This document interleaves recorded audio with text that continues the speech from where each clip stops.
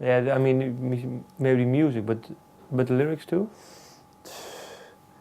Yeah, yeah. The mama-san is the lady that operates the brothel.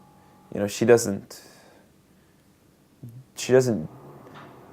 perform any sexual favors. She's the queen bee. She has all the girls. You know, and in a way, I draw a parallel between the mama-san who operates the brothel and my grandmother. But why does she remind you of it? Well, typically the mama-san is an older woman, you know. So I think that the theme of the song is if I'm born in another time to another body, or instead of my nice Grandma Shirley, my mom operates the brothel, and maybe my grandfather owns it. What is it for you?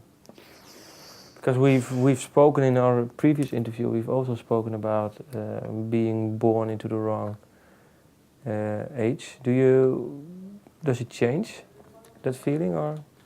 Oh, did I say that? Yeah. Oh, I think it's silly to sort of pursue the idea that if I could go back in time or something. I mean, certainly I wish that, I wish I got to speak to some people like, I wish I could play that kind of song for Scott Joplin or something, you know, who invented ragtime music. Or I wish, I feel more than ever that I have conversations with dead musicians. Name me one. Well, you know, when I consider, like, you know, the records of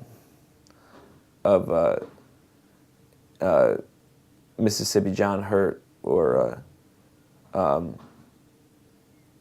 people that they don't have to be dead, just people I'm not going to really talk to, people like Bob Dylan, or I feel like I discuss music with them. In my subconscious, you know. I weigh out their songs. I think about everyone's songs as sort of recipes, you know. What is then one thing that Bob Dylan, or a song, or he said to your subconscious? It's hard to explain. Well, try. Well, I mean, the most literal example that ever happened to me was I had a dream where Frank Sinatra told me to write songs by singing instead of playing guitar, because I had injured my hand at the time, and I was very depressed that I couldn't play guitar. So I had a dream one night that Frank Sinatra told me that I don't need a guitar to write songs. We were in a hotel room, sort of like this, and he told me also not to get a tattoo. But I said, I have a tattoo. He said, that's okay. I have one too. And he showed it to me. It was a, how do you call it? Like a jester, you know, like a joker. And he said, yeah, I got this. It's very stupid. He said, don't get any more. But what's good is I did wake up that morning and think more about it, and I think that's sort of how I arrived at writing the Friends of Mine album, is because I didn't write it on guitar at all.